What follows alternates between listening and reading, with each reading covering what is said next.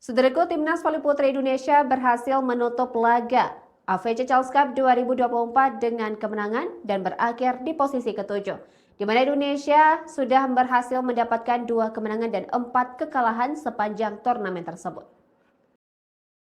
Pada laga terakhir, tim besutan Pedro Lillipalito sukses membayarkan denda mereka atas Hong Kong. Indonesia sempat dikalahkan Hong Kong pada laga pertama babak penyisihan grup B AFC Challenge Cup 2024. Namun hasil minor tersebut langsung dibayar lunas dengan kemenangan 3 set langsung dengan skor 25-15 pada laga yang digelar pada Rabu 29 Mei 2024 kemarin. Dengan demikian, Indonesia menutup turnamen dengan menduduki peringkat ketujuh.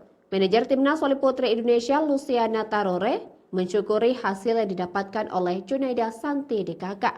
Selain itu, hasil yang diraih para Serikandi Muda Indonesia juga menjadi bahan evaluasi besar-besaran.